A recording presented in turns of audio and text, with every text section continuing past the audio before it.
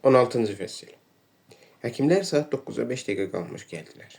Terapevt orta boylu, şabaldı saçları, qısa kəsilmiş, şərqliyə xüsusən də Qafqazlılara bənzəyən bir qadın idi. Hündür boylu, məşhur cərrah isə həkimdən çox sirk atletinə oxşayırdı.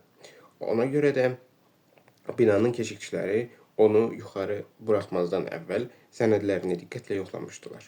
Cərrah Dimasicovun tanışı çıxdı. İnnanı yuxudan oyatmalı oldular. Qız yenə də bərk qorxdu və bir müddət Renatın ondan nə istədiyini anlaya bilmədi.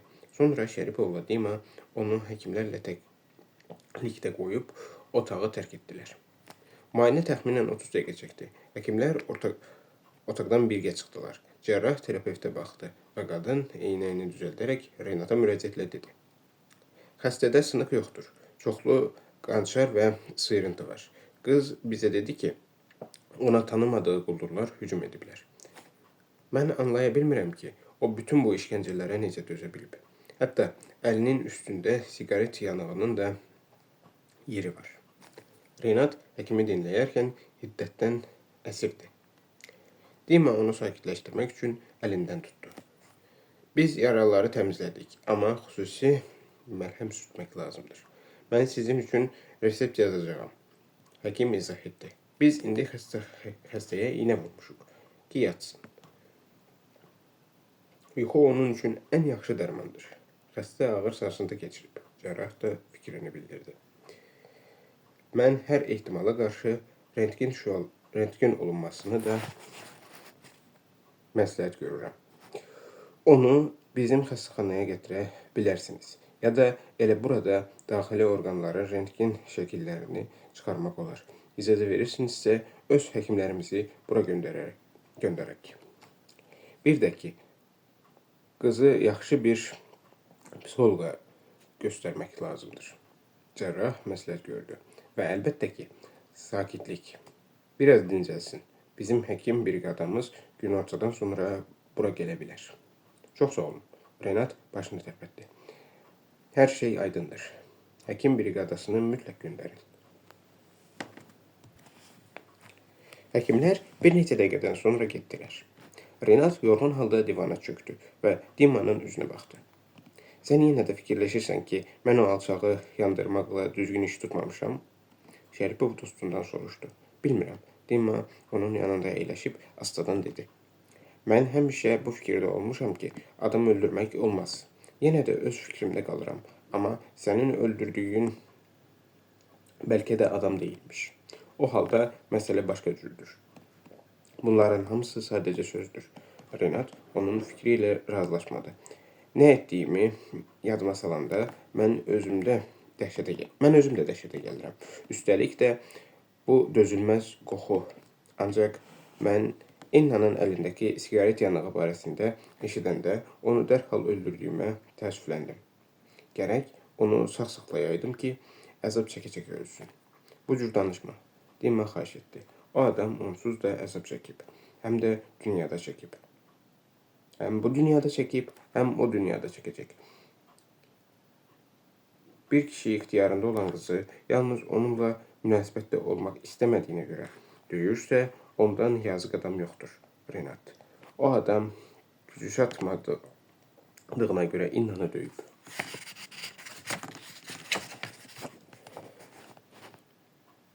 Sənə qulaq asan, hər alçağı bağışlamaq olar. Renat hiddətlə etiraz etdi. Mən isə istəyirəm ki, onu tapıb bir də öldürüm. Mən səni başa düşürəm. Dima kədərli halda başını tərpətdi. Amma nəzərə al ki, bu sənin həyatındır. Sən həyatda nə edirsənsə, onun izi bu və ya başqa şəkildə səndə qalır. Həm də həmişəlik. Televizoru yandır. Renat xahiş etdi. Bəlkə o biri kanallarda da nə isə deyəcəklər. Artıq saat 10-dur. Elə indicə NTV-də xəbərlər gedəcək. Dima pultu götürüb televizoru yandırdı. Onlar xəbərlərə xeyli baxdılar. Ancaq elə bil ötən gecə Moskvada baş vermiş hadisələri yaddan çıxartmışdılar. Xəbərlər proqramında Qərbi Avropadakı festival, əczaçılıq sənayesindəki problemlər və iqtisadiyyatın inkişafı barəsində danışırdılar.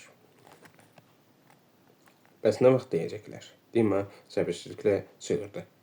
Nəhayət son reportajda ötən gecə baş verən hadisələrdən danışdılar. Əvvəlcə Riga vağzalı yaxınlığındakı qəzada əzilmiş avtomobilləri göstərdilər. Bir nəfərin öldüyünü, 4 nəfərin yaralandığını dedilər. Görünür, həmin qəzada təsadüfən zərər çəkmiş Jigulinin sürücüsünü, qəza zamanı güclü zərbə almış Paveli, ağır yaralanmış Bogdanovu, bir də haqqında Renatla Dimanın bilmədiyi başqa bir nəfəri nəzərdə tuturdular. Sonra xəbər verdilər ki, şəhərin o biri başında Astor şirkətinin mühafizə xidmətinin rəisi və daha bir neçə nəfər yaralanıb. Reportajın sonunda Renat Şəripovun Astor şirkətinin idarəsindən çıxdığı yerdə çəkilmiş fotoçəkini göstərdilər və məlumat verdilər ki, bugün Kiyevdə iri bir saziş imzalanmalıdır. Ancaq yəqin ki, razılaşmanı təxirə salacaqlar. Xəbərlər bitdi. Dima televizoru söndürdü. Sən bugün mütləq Kiyevdə olmalısan, dedi. Gedəcəyim, Renat can dərdi cavab verdi. Görüm onların hamısı lənətə gəlsin. Artıq saat 11-ə işləyir. Birazdan dalımca gələcəklər. Mən isə heç yerə getmək istəmirəm. Qapının zəngi çalındı. Dima təəccüblə Renata baxdı. Mən elə bilirdim ki, bura gələnlərin hamısı haqda sənə əvvəlcədən xəbər verirlər. Həmişə gələnlərdən başqa hamısı haqqında xəbər verirlər. Renat cavab verdi. Lida ilə Tamaranın öz açarları var. Keşikçilər də bunu bilir. Onları saxlamırlar. Qapıya yaxınlaşma. Mən özüm açarım. Bizim giriş qapısını qumbaratanla dağıtmaq olmaz. Renat gülümsədi. Yəni sən fikirləşirsən ki, bu bizim mərtəbəyə qədər gəlib çıxa bilən hansısa quldur ola bilər? Mən yoxlayacağım. Dima giriş qapısına yaxınlaşdı. Ehtiyatla gözlükdən baxdı və sonra qapını açdı. Gələn Lida idi. Nə olub? Qadın həyəcanla soruşdu. Səhər tezdən mənə Tamara zəng edib tapşırdı ki, bugün burada olum. Sonra qızım zəng vurdu. Dedi ki, televizorda hansısa atışmada və maşın qəzasında ölənlər, yaralananlar barəsində xəbərlər gedir. Dedi ki, bəlkə Renat Ravelyeviç də yaralanıb. Heç bilmədim, nə fikirləşim. O doğrudan mı yaralıdır? Yox, Renat Lidanın səsini eşidərək qonaq otağından çıxıb onlara tərəf gəldi. Mən sağ-salamatam. Heç yaralı da deyiləm. Allaha şükür. Lida ürəkdən sevindi. Məni yaralasaydılar daha yaxşı olardı. Şəripov donquldandı. İnna orada yuxarıda yatır. Mən yox. O zədələnib. Bir sözlə, ona əziyyət veriblər. Həkimlər ona iynə vurub. Axşamadək yatacaq. Dima sizin yanınızda qalacaq. Mən bura yenə adam göndərəcəyəm. Yəqin ki, yenə də həkimlər gələcək. Lida, mən sizdən xahiş edirəm ki, bu gecə İnnanın yanında qalasınız. Mənim başqa heç kimim yoxdur. Həm də heç kimə inana bilmərəm. Dima isə burada qalmağı utanır. O maşın qəzasında zədələnib, Lida həyəcanla soruşdu. Hə, Renat tutqun halda cavab verdi. O indi yatır. Mən bugün Kiyevdən qayıda bilməsəm, siz gecə burada qala bilərsinizmi? Ay Allah, hələ bir soruşursunuz da. Əlbəttə qalarım. Siz heç narahat olmayın. Mən qızıma zəng edərəm. Qardaşına yemək verər. İnnaya görə də nigaran qalmayın. Mən onun qayğısına qalaram. Heç məndən soruşmaq da lazım deyildi. Siz mənim ailəmə o qədər yaxşılıq etmişsiniz ki, indi bu barədə danışmağa gərək yoxdur. Renat xidmətçinin sözünü kəsdi. Hər şeyə görə sağ olun. Dima üçün də qalyanaltı hazırlayın. O dünəndən bəri heç nə yeməyib. Bu dəqiqə hamısını edərəm, deyə Lida mətbəxə keçdi. Yaxşı adamlar həmişə pislərdən çoxdur. Sizov əminliklə dedi. Ona görə də xeyir daim şərə qalib gəlir. Yox, Renat onunla razılaşmadı. Həmişə elə olmur. Əgər Tələt olmasaydı, Anzor və Pavel olmasaydı, Astor şirkəti mənim üçün çalışmasaydı və mənim bu qədər imkanım olmasaydı, inanmıram ki, bu gecəki hadisələr məhz bu şəkildə başa çataydı. Onlar Simeondan da pul alacaqdılar. Məndən də 1 milyon qoparacaqdılar. Özümü də Sadece öldürəcəkdilər. Mənim pullarımın varisi Simyon olacaqdı. Çünki Liza ilə Katya onsuz heç nə edə bilməyəcəkdilər. İnna isə ərzaqların əlində qalacaqdı. Çünki onu heç kim xilas etməyəcəkdi. Təsəvvür edirsənmi? O alçaq mənim öldüyümü biləndən sonra İnna ilə necə davranacaqdı? Mən ölmüşəmsə, demək onu sağ-salamat qaytarmağa ehtiyac yoxdur. Nəinki ehtiyac yoxdur. Hətta onun sağ qalması artıq təhlükəlidir. Bu barədə fikirləşmək belə istəmirəm. Yoxsa dəli olacağam. Bunları fikirləşəndə az qalır ki, silahı götürüb Dilanovu öldürməyə gedim. Bəzi məsələlərdə Allaha kömək etmək lazımdır, deyim. Ancaq nə Simyonun, nə də Dilanovun ağlına gələrdi ki, bütün bunların heç bir mənası yoxdur. Axı onsuz da onların əlinə heç nə keçməyəcəkdi. Hətta mən ölsəydim də keçməyəcəkdi.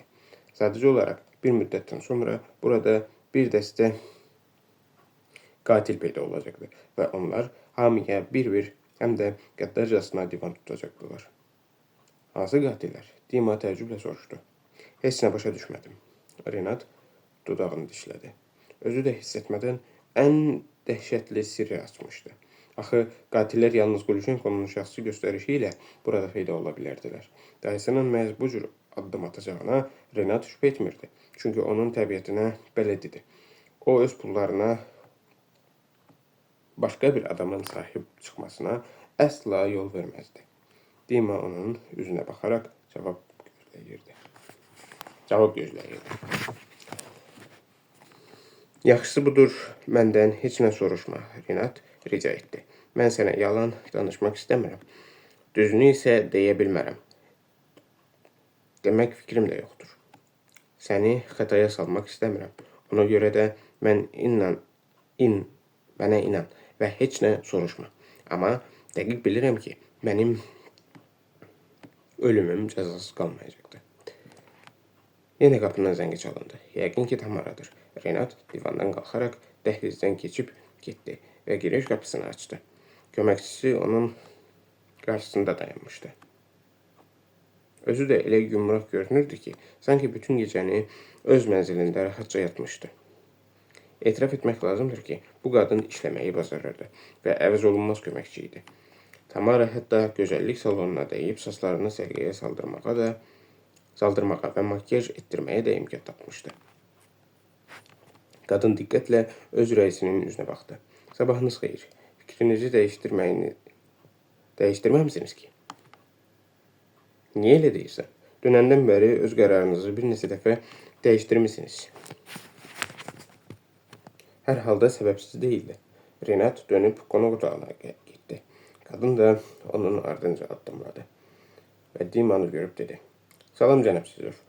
Siz də bizimlə birlikdə Kiyevə gedirsiniz? Yox, mən Moskvada qalıram. Aydındır. Tamara otağın içində gəzişdi. Ayağında hündürdaban çəkmə, əynində uzun enli yubka, qara köynək və pencək vardı. Yosif Barsoviç haradadır? Renat soruşdu. Bizi gözləyir, Tamara bildirdi. Şeremetyevoya gedən yolda onu gözləyəcəyik. Moskva şəhərinin beynəlxalq hava limanlarından biri. Götürəcəyik. Mən keçmiş qohumuma da dəyməliyəm. Renat Simyonu xatırlayaraq dedi. Hansı qohuma? Simyona, sən onu xatırlamalısan. Mənim keçmiş arvadımın qohumudur. O şəhərin başqa tərəfində yaşayır. Tamara dərhal xatırlatdı. Siz arvadınız üçün bağ sahəsi alanda mən də yanınızdaydım. Ancaq bizim vaxtımız yoxdur. Çatdırmarıq. Mən mütləq Simyonun yanına getməliyəm. Ancaq bu mümkün deyil. Tamara qətiyyətlə dedi. Hətta oraya və geriyə vertolyotla uçsaq belə mümkün deyil. Biz təyyarəyə çatmarıq. Simyon qaçmır ki. Sən onunla qaydandan sonra görüşərsən. Dima təklif etdi. O sizin nəyinizə lazımdır? Tamara məsələni anlamağa çalışırdı. Belə tələskənlik nə üçündür? Bunun sizin Kiyevə getməyinizlə bir əlaqəsi var. Uzun söhbətdir. Renat əlini yellətdi. Mən heç nə götürməmişəm. Əgər hələ vaxtımız varsa, yuxarı çıx. Mənim şeylərimi yığ. Lazım ola biləcək hər şeyi qoy. Amma qonşu otağa girmə. İnna orada yatıb. Girmərəm. Tamara həmişə öz rəisini İnnaya bir qədər qısqanırdı. Ədalət naminə qeyd etmək lazımdır ki, 100 kişinin içindən 99-u gənc qızdan çox yöndəmsiz yeniyetməyə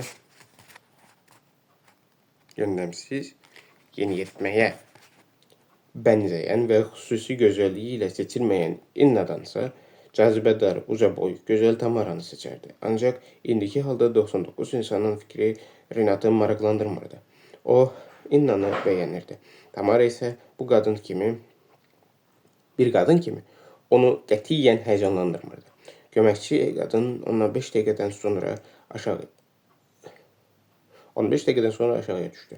Əlində bir çamadan vardı. O mühafizə əməkdaşlarından birinə zəng edərək yuxarı çıxmasını tapşırdı. Mən hər şeyi yığdım, qadın bildirdi. Qalanlarını lazım olsa Kiyevdə də almaq olar. Heç nə lazım olmayacaq, Renat laqeydliklə dedi. Ola bilər ki, biz sənədləri imzalayandan dərhal sonra qayıtdıq və gecəni orada qalmayaq. O dönüb Dimaya baxdı. Heç nəyə görə narahat olma. Dima ona söz verdi. Sənin yerinə mən qalaram. Çox sağ ol. Renat dostunun əlini möhkəm sıxdı. Mercedesdə Renatın yanında əyləşəndən sonra Tamara narazı şəkildə soruşdu. Mənzilinizi bütün tanışlarınız üçün sığınacağa çevirməyə nə ehtiyac var? Lidaya orada qalmağa icazə verdiyiniz bəs deyil. Hələ bir cənab Sizovu da dəvət etmişsiniz. Yataq otağınızda isə xanım Steblova yatır. Bu mənim şəxsi işimdir. Renat köməkçisinin sözünü kəsdi. Kiyevdəki sənədlər nə vəziyyətdədir? Orada hər şey hazırdırmı?